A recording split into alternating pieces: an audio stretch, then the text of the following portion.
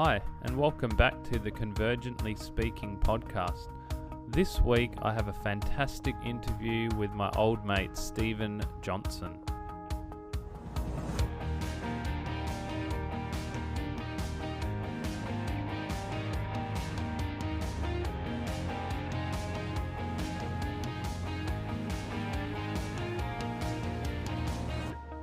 First up, just wanted to acknowledge how long it's been since I released an episode.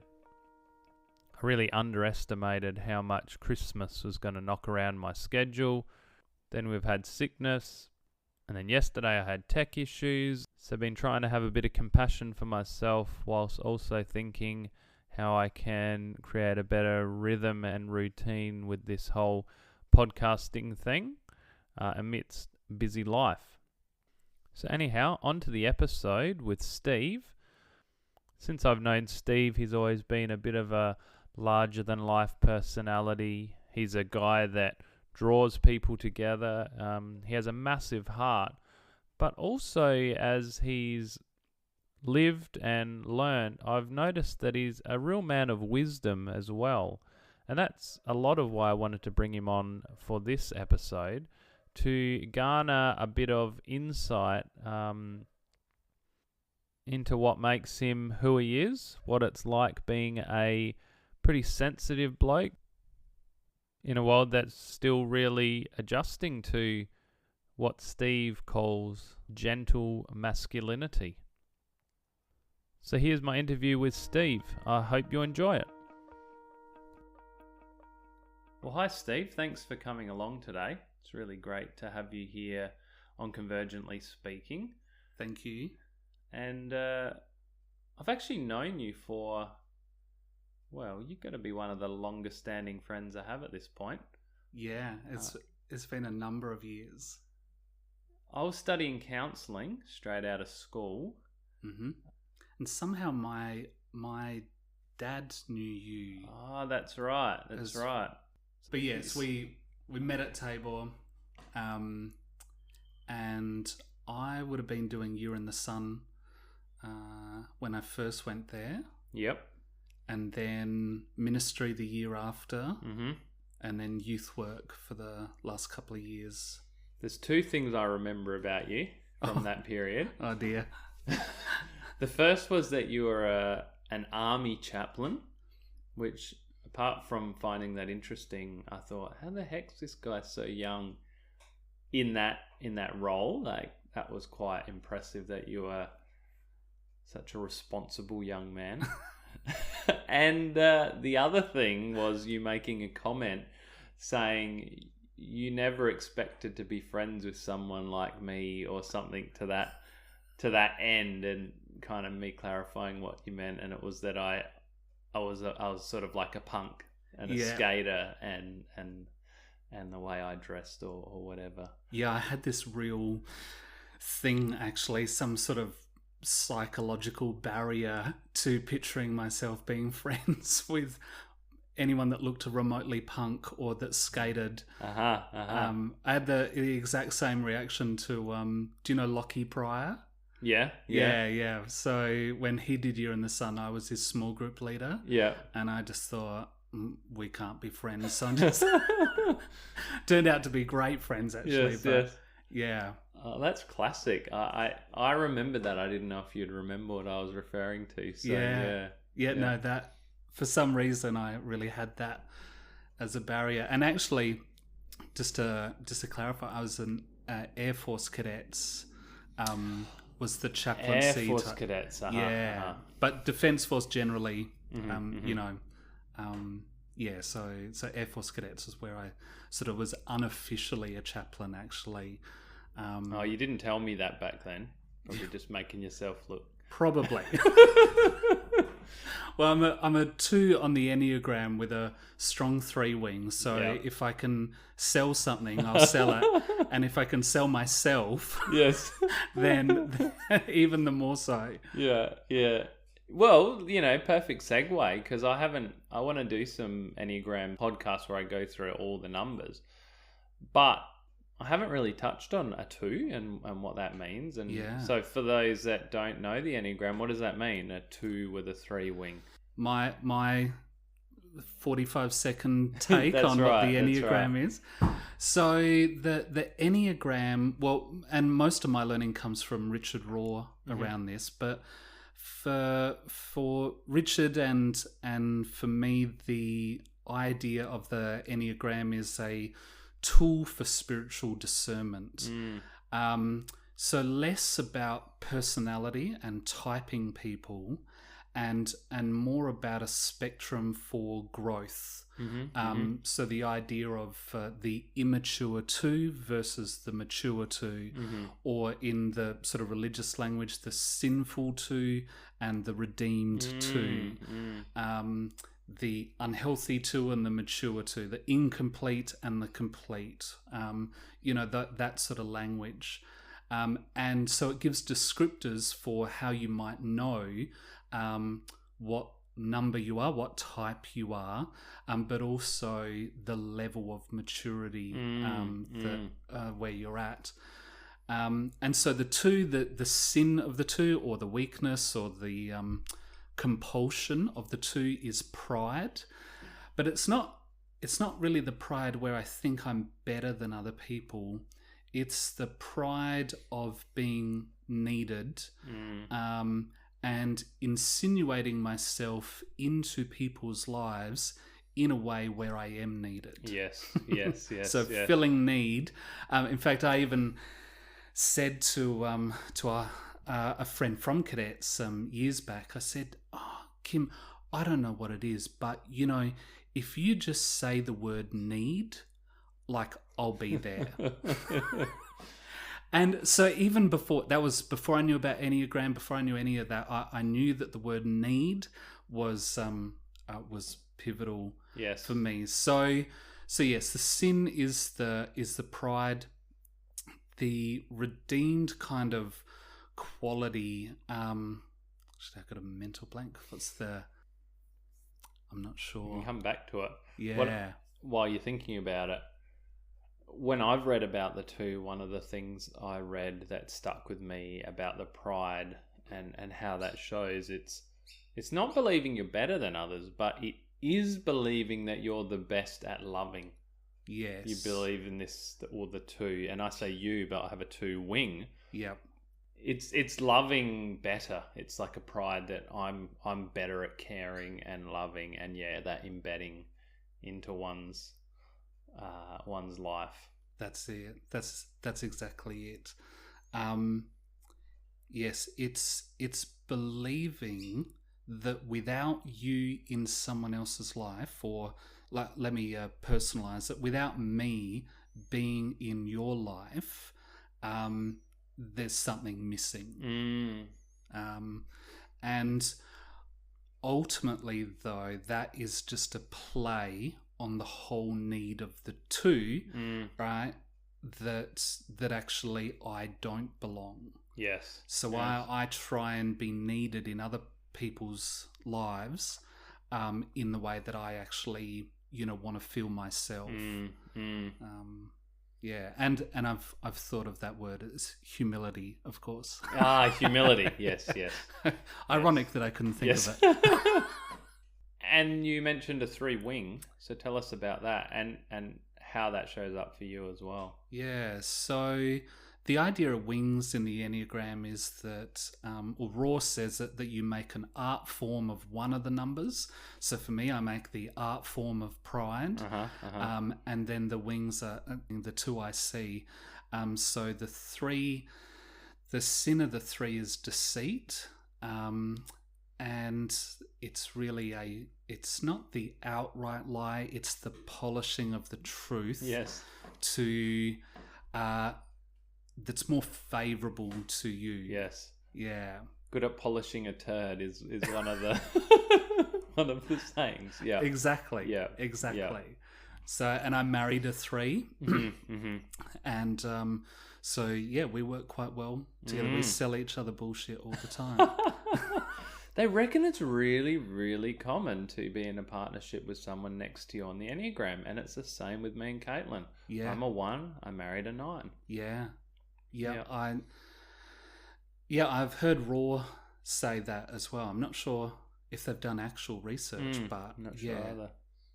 Definitely very common. So the 3 for me, the deceit is I like special titles, and I can retell a version of history that's quite favourable for myself, and even to myself. I can really be deceitful of myself.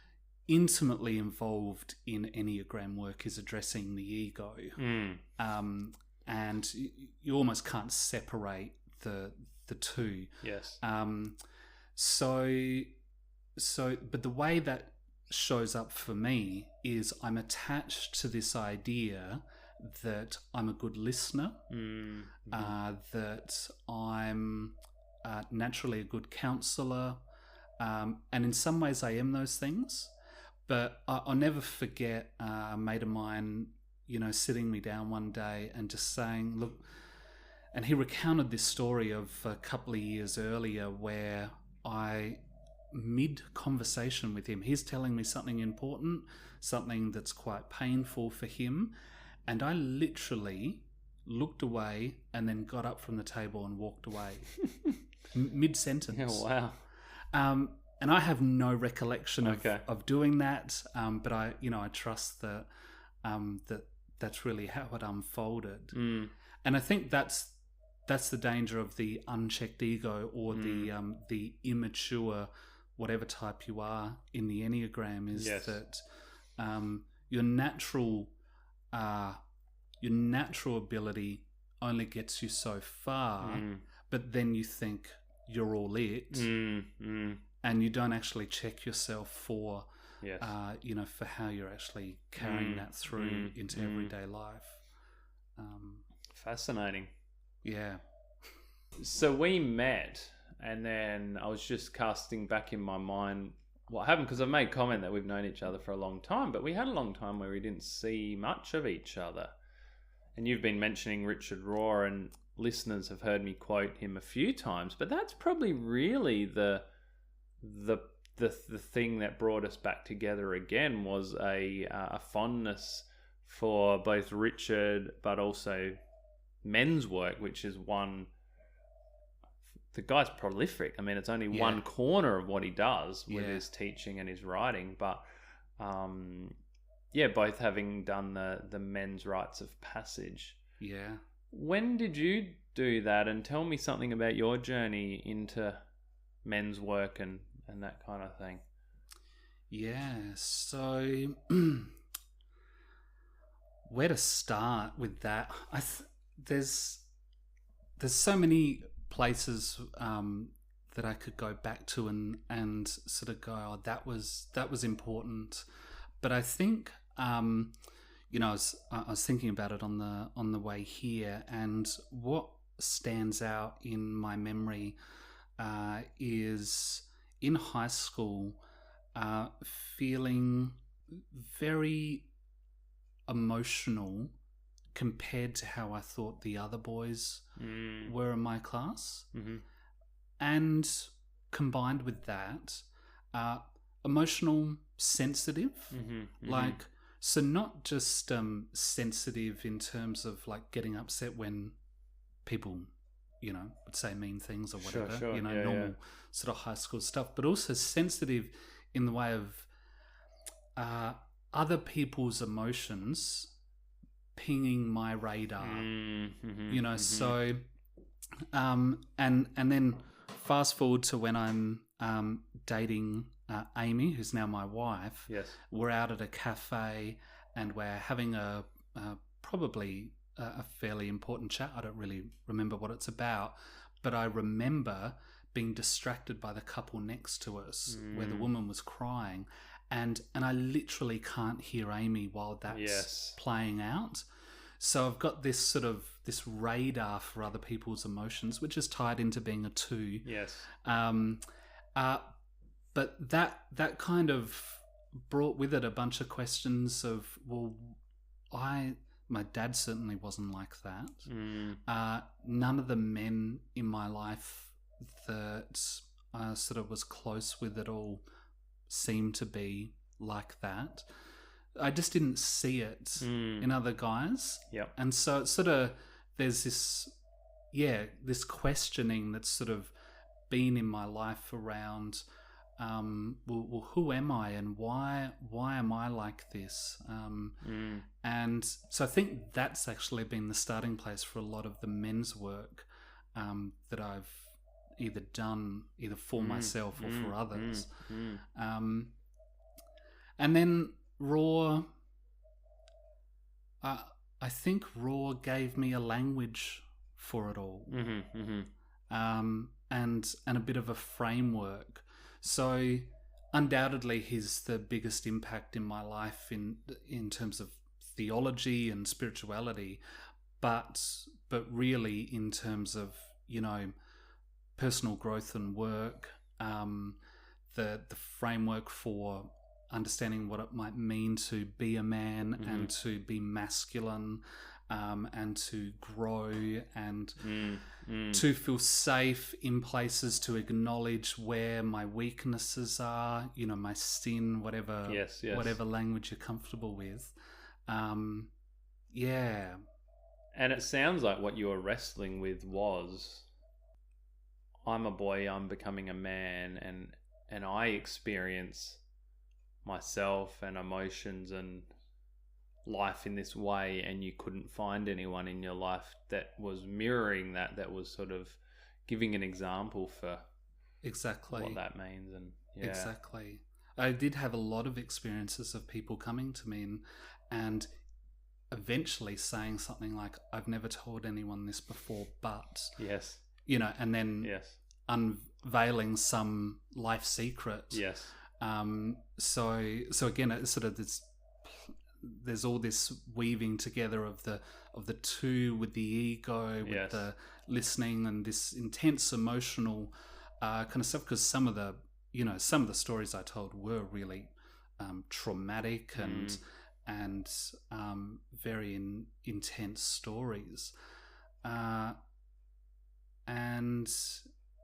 I didn't know why that was me, you know, why it was happening for me, and I didn't have language for it.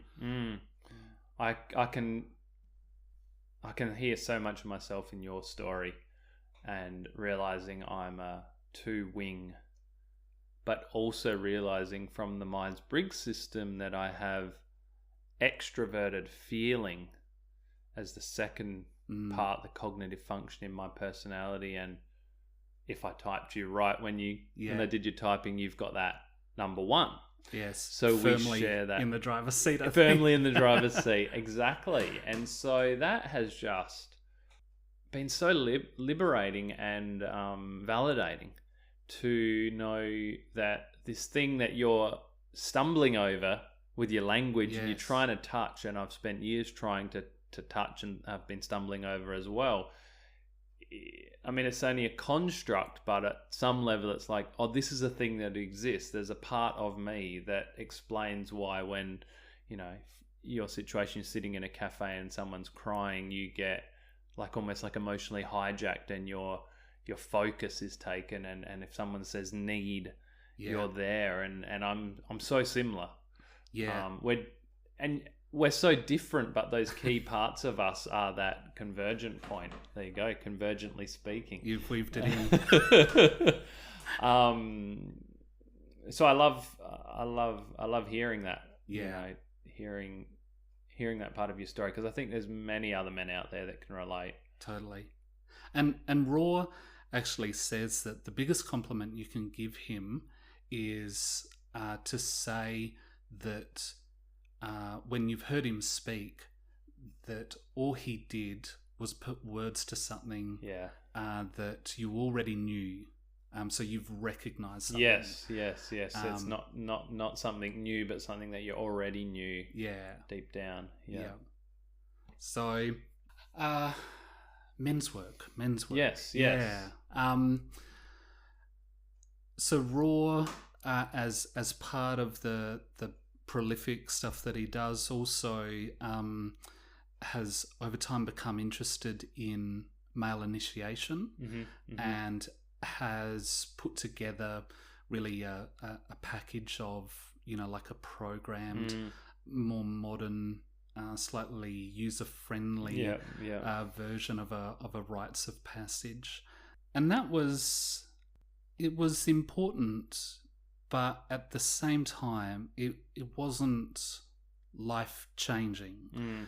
And I think one of the keys in men's work is to give permission for things to not be important. Yes. So, and that's a relief as someone who was interested in sort of leading men's camps and retreats and being a men's speaker and stuff for a little while there. But I had this expectation on myself that I would go and then be different, radically different afterwards. So it's impactful, and I remember things from it, and those memories sort of have shaped some of the ways I think about things or show up in the world. But for me, it was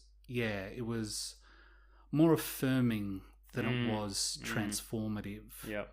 And then mixed in around that time as well, obviously I'd trained as a youth worker, I'd been doing youth work, I'd been doing counselling myself, and realising that there was this strong desire still to speak specifically to young guys. And there's a range of things that sort of the impact on that. I mean, one is that there's a bunch of research out there that says that we're vulnerable at transition points. So primary school to high school to uni to work, although they're not neat, divisions. Sure.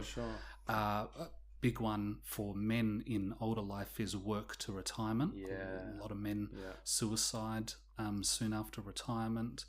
And even transition points from health to ill health.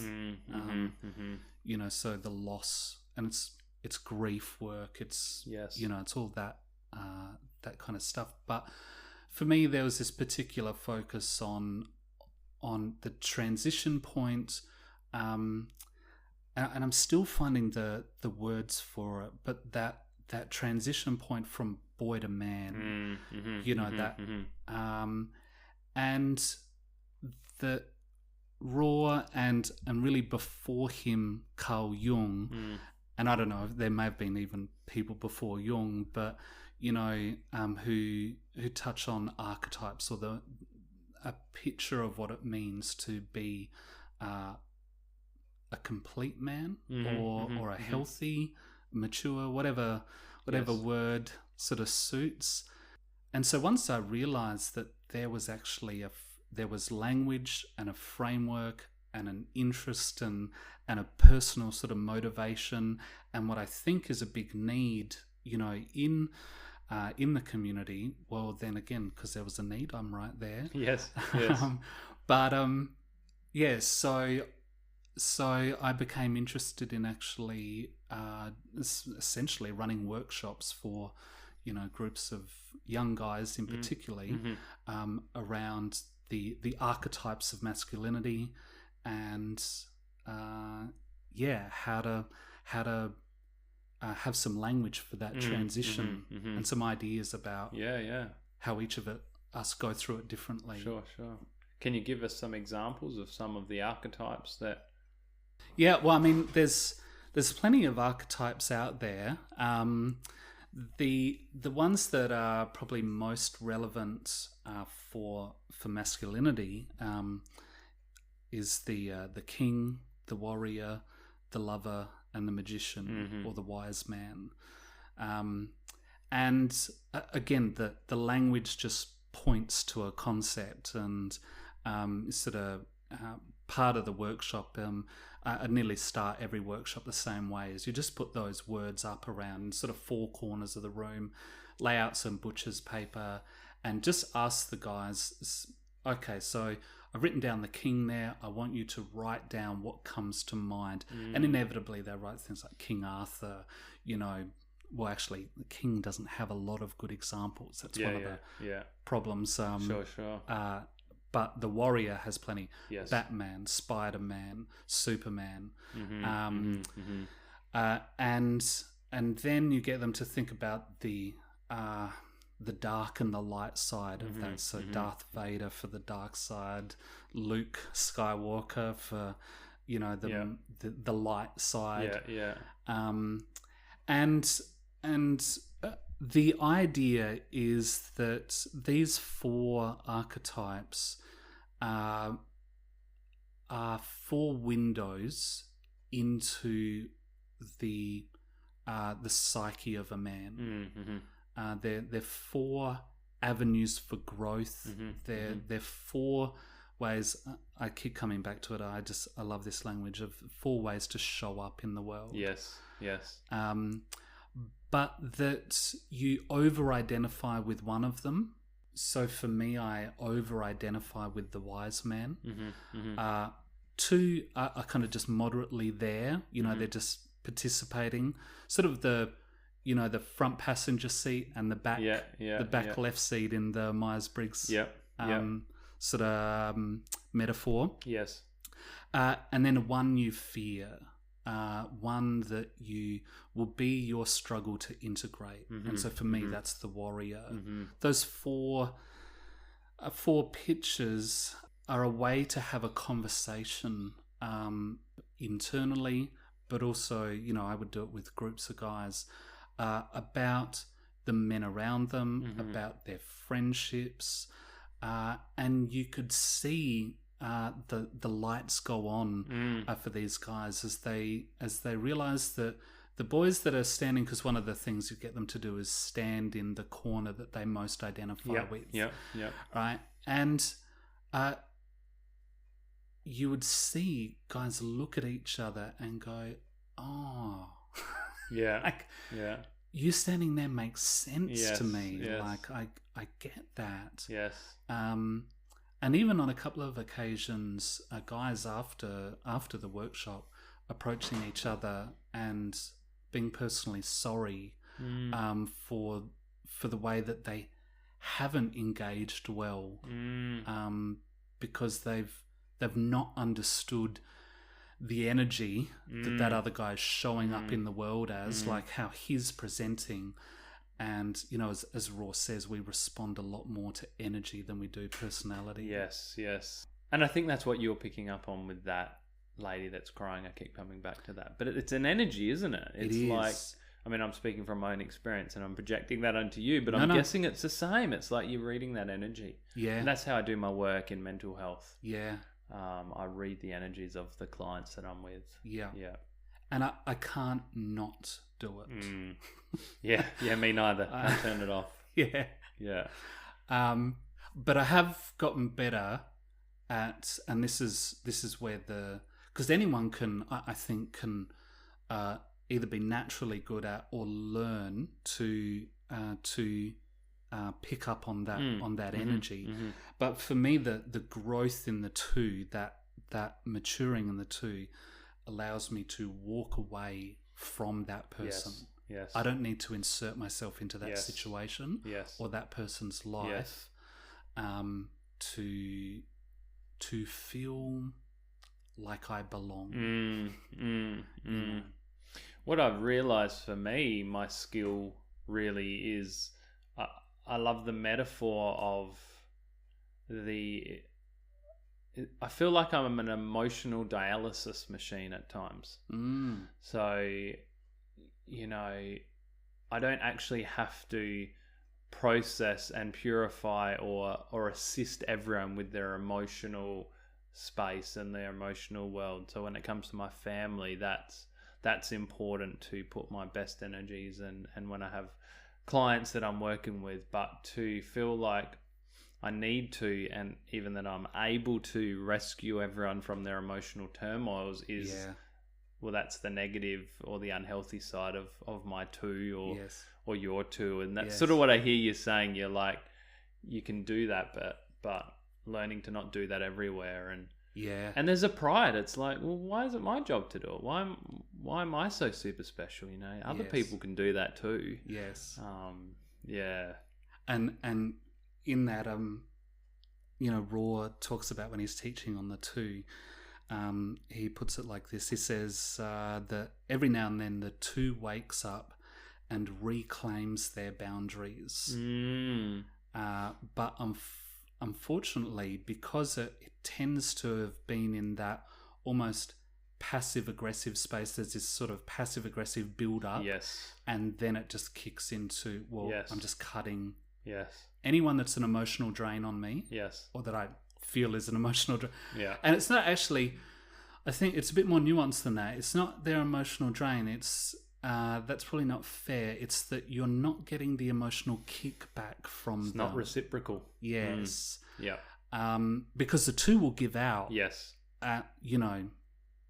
Without end. Yes. So long as they're getting something. That's right. They'll give without end, but it doesn't come without strings. Yes. And at some point, they want to call in that, because I mean, the way I've read about it is that they want people to care and love for them in that way, and so they give, and they think just by giving, it's the person that gives an expensive gift, and then without asking and stating their need or desire, just implicitly expects they'll get an expensive gift back. Yes. And that's really kind of tangible, but we're talking about like intangible acts of service and love.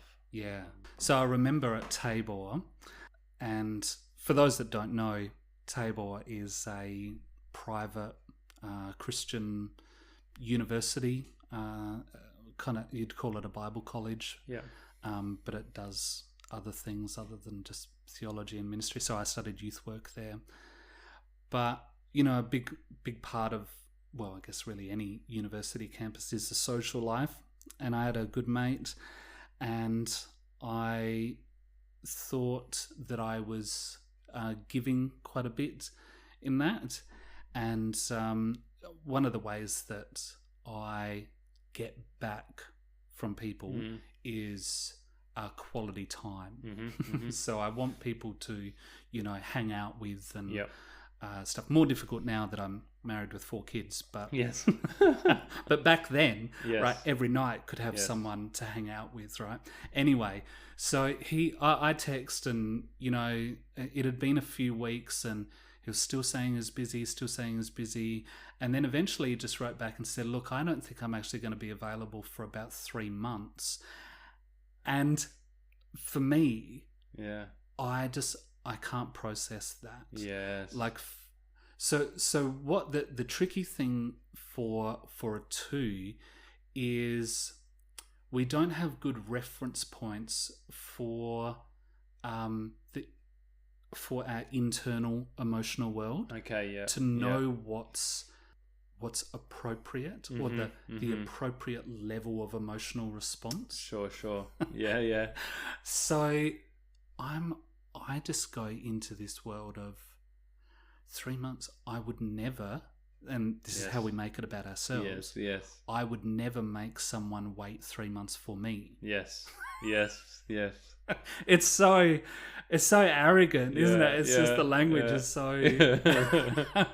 And to be fair, the growth that I've got to do is that I would still say that. I would still struggle if a good mate said, "I can't see you for 3 months," I would be like, you can't prioritize me for 3 months. Like, nothing would interrupt my... Yes. I would make it happen. Yes. And I do. Yeah. Well, no, and that's the thing, is I tell myself I do, but actually, like everyone else, I've got limited time and resources and stuff. So I've still got some growth to do in that space. But. And was that a way that they were trying to set a boundary with you, but didn't know how to be overt about that? Or were they 3 months worth of busy? Yeah, I think it was a mixture.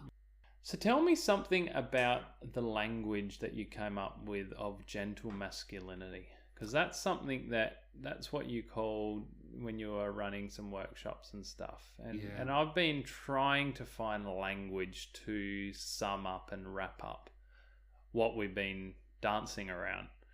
And that's kind of as good as anything. Another guy online uses the terminology gentle rebel, which I also like.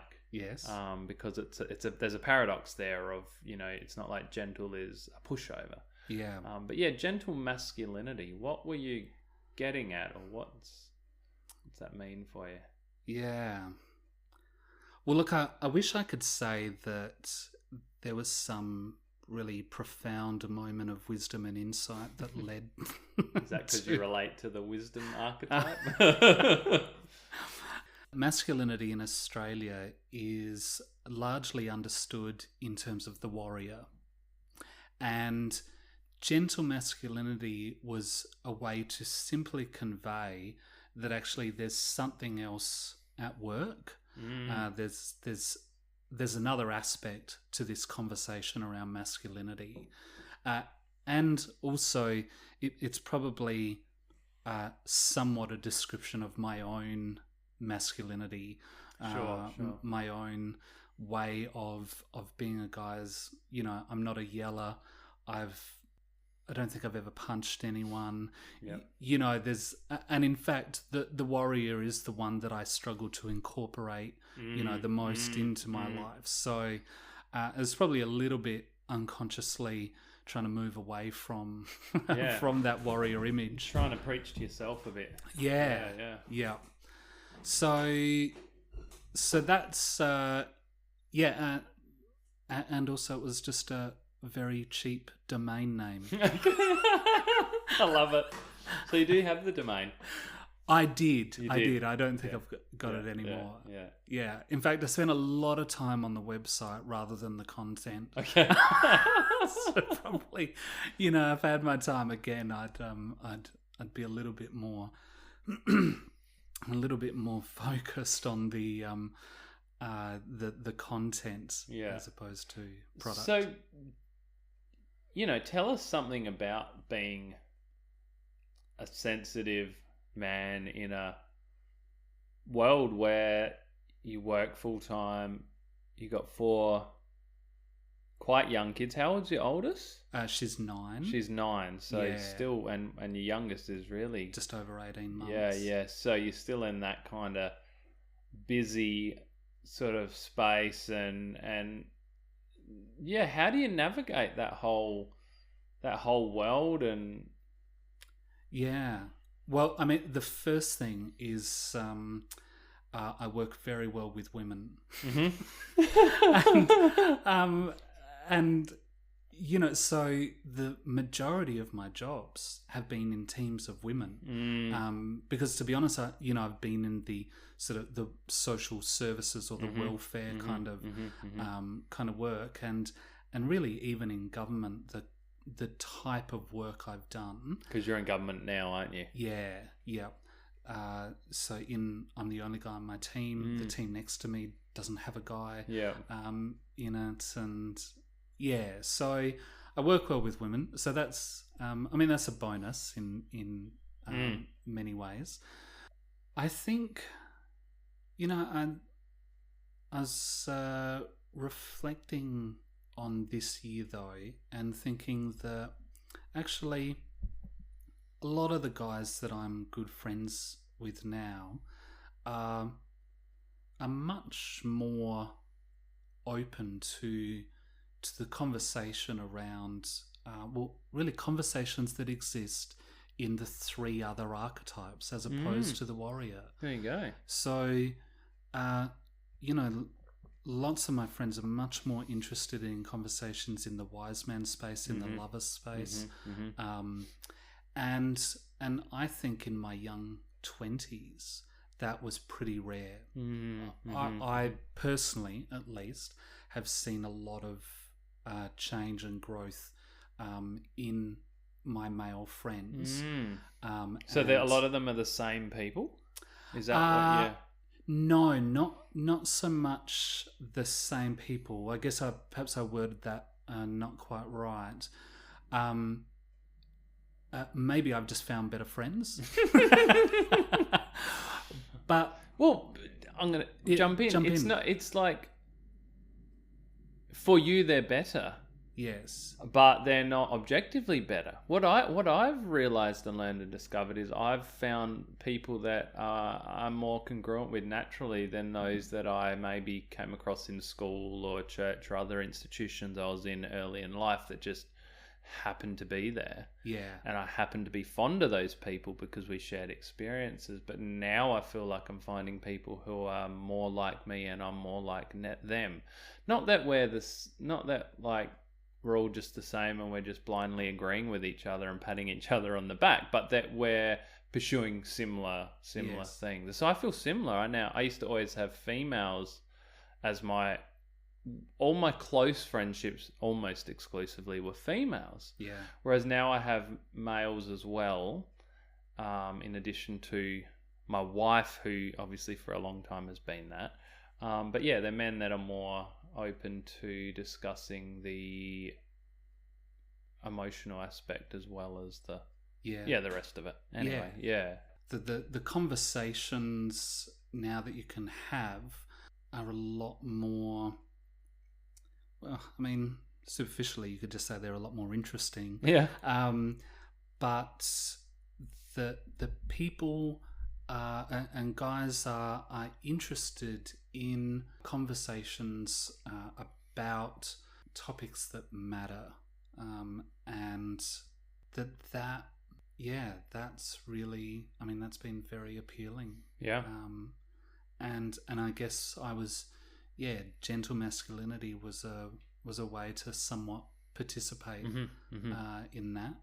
But the other way, that I engage in this world and is through being, a husband and a dad. And so the sensitive masculine way that, I approach my family, it's largely the same. So, I'm quite concerned about emotions in the family. I'm quite concerned, like most parents probably, that I try not to repeat too many of the sins of my own parents.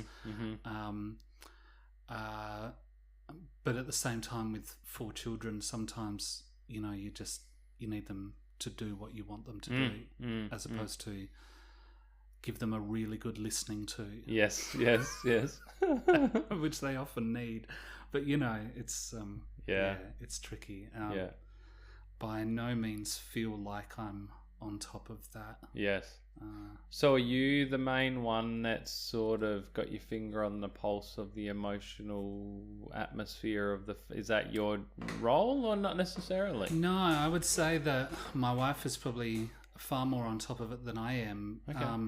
But largely due to, her being at home, with the kids. So 2 older ones go off to school, but, Ames drops them off, picks them up. So she's the first to see them off and the first to pick them up. So she hears she does the debrief with them every day. Yeah.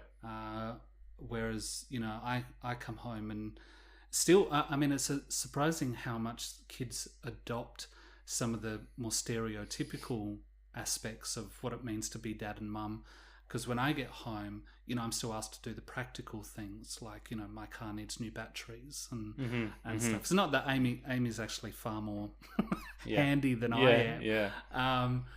But yeah, the kids seem to, just have this rhythm. Yes. So what are some of the pain points of being sensitive or a bloke that's never punched another bloke in his life? How's that? It's a real struggle. I think actually the advantage there is I don't think I've ever been punched either. Okay. That's now look, the pain points when I look back at primary school and high school, the 2 in me wants to certainly play that out as pretty dramatic. But I doubt I really went through anything that was more severe than anyone else's sort of fairly negative experience of high school. There's not many positive people that can sort of reflect on high school as a largely positive time. Yeah, sure. But the particulars for me would have been around, that significant level of internal emotion, and not feeling like, particularly that I had another friend who was a guy that I could share that with. Yep. And then later in life, well, in my early 20s, struggling at times with being needed by people, having insinuated myself, but realizing that those weren't equal friendships. Like I was there with a role, as opposed to just this mutually beneficial sort of friendship. And that was no substitute for genuine, good friendship. Gosh, can I relate to that? Yeah, I had to spend a number of years specifically and intentionally recreating the culture to make it balanced. And some friendships I kept, and others, as soon as I stopped contacting that person, they just disintegrated. Yeah. I was doing all the legwork. And so that's been quite the journey to reshape that, and to relax into those friendships when they're there, because again the compulsion of the two never goes away. So you can't not be a two. Sure. But again, to quote Rohr, you catch it out the side of your eye. Yes. There's the movement there, and so you literally have to practice. You have to practice not doing the things that you would normally do to be needed in a particular relationship. So that doesn't mean being rude. Sure. or never contacting the person and just relying solely on them or anything crazy like that. But I mean, to say it directly, it's not using that manipulation that the two is so good at. Yes. And knowing I could do this, but I refuse to. Yes. So, of course, that's like most things, or one of the big patterns that Rohr describes that he sees in the Bible, is this idea of death followed by new life. And so you go through a dying. You have to essentially kill off part of yourself, with the hope that there is some sort of new life on the other side. And the tricky thing about that is that is a continuous thing. It's going to happen again, and again. Yes. So that would be some of the pain points. Pain points. Yeah. I think the other thing that I don't like to talk about it, which is probably why it's a good pain point to actually identify, is my physical body. Like I say that I don't like going to the gym. I've got a gym membership and I go with a mate every now and then, but I feel very inferior in those spaces. And so I struggle to show up physically in the world. And that's a pain point because ironically quite a few of my friends are actually quite physical. They're quite lean, muscled kind of guys. My essentially he's my brother really, was a personal trainer and owned his own gym for several years. Yes. Like, I don't know. I think I must be sort of trying to vicariously live through his muscles or something. Some weird Freudian thing is happening. You're drawn to his warrior energy. I think so. Yeah, definitely. And again, for those that wouldn't be familiar, who are listening and hear us talking about the warrior, it's not just physicality with the warrior; it is discipline. So it's internal regulation in terms of what we say yes and no to, and for me, when it comes to food and physical activity and fitness, I seem to struggle to incorporate the warrior energy in those moments. Yeah, that's fascinating. I hadn't heard it explained in that way. I came up quite high on warrior when I did an archetype kind of testing, like a one-on-one testing with a guy that I know that's trained in it. Yeah, right. And maybe I'll have him on the podcast at some point. But yes, warrior was right up there. Yeah. And a few others I don't remember off the top of my head now. But so that was quite interesting for me. Yeah. So does that ring true for you? That internal yes and no is easy for you to engage, or natural for you to I think so. In general, the space where it's hard is similar to what you're touching on, which is boundaries in regards to helping people when they have a certain need. I've done a lot of work on that, so now it's not such an issue. But things that are emotionally capturing it probably is the pride of my two wing. It's like, I could do this, I could fix, I could help, Yeah. But in general, I'm very decisive with it's a paradox. I'm decisive with my views, but also I hold them very loosely. Yeah. Caitlin will often say to me that the way I speak makes it sound like I've arrived at a conclusion, and it's a very definitive, almost like an immovable conclusion. Her experience of me isn't that it's immovable, but that's the way it sounds. It's quite decided. And I've definitely punched people and stuff when I was a kid. Like, there's a real strong edge. Like the school system and so many systems have sort of tried to crush me and squish me because I'm exceptionally sensitive. But then there's this other, it's a yin and yang. There's this enormously robust and resistant energy within me. So I don't fully understand it all, but it was interesting to see warrior come up high. I think the other one was sage, that was quite high, so that's more of a wisdom kind of. So there is this both and. I say both and it makes me remember that you brought a few quotes along, or a quote along, that you were, when I brought up the topic of masculinity and men's work and the spiritual journey, that you wanted to share. I think there are so many quotes and so many poems that I was thinking about. It's hard to land on one, but I think probably the one that speaks to me and my two-ness and what we've been talking about is a poem by a guy called Antonio Machado. He's a Spanish poet. Not that I'm well read in poetry, but I've heard about this guy. And anyway, he wrote a poem. I don't know what it's called, but I'll just read it. Sure.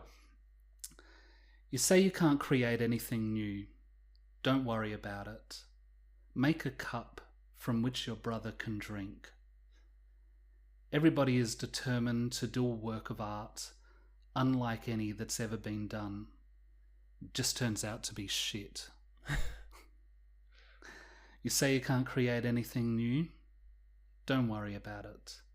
Make a cup from which your brother can drink. So for me, there's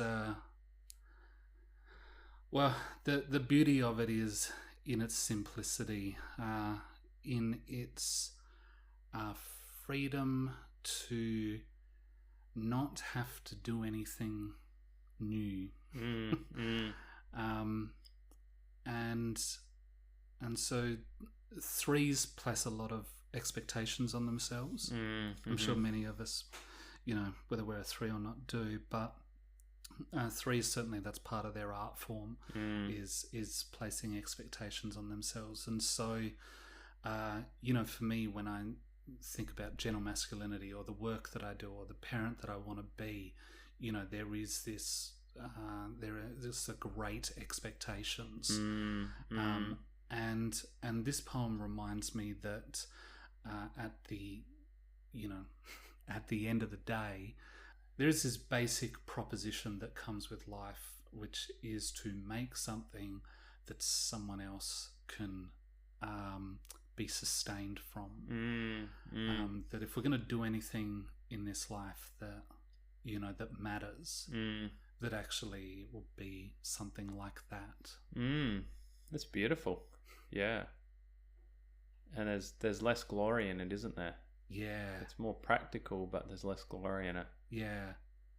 Yeah, I had a student in one of my classes one year say, "What do you want to achieve in this life, Steve?" And in a moment of actual genuine humility, I think, yeah, I was able to say that my task is to become as least important as possible to as many people as possible. And I think I was sort of channeling Antonio Machado there. Just this moment of insight into the good work that I can do and will continue to participate in and stuff is actually done in some of the most simplest and unglorified moments. And I mean, Richard Rohr, to circle back around, Richard Rohr talks about this, and we learn this stuff in the Rites of Passage, this idea of the journey of descent. Yeah. And Rohr talks about that success has nothing to teach us over the age of 30. Yes. And not that that's a black and white definitive date, but basically once you've done your initial growing up, that it's actually the pain and the things that are kind of opposite to blowing our own trumpet, the operating in the shadows and the being a blessing and a gift to people when we're not being seen, that is where we're formed. Yes. And we grow and we develop. Yes. And for me, that's participating in this life based not on those feelings and that desire for a reciprocation from someone else, but from living from principles instead. And it's not even quite instead. It's just that the principles move in. Yeah. Okay. Yes. They occupy some of the space. Yes.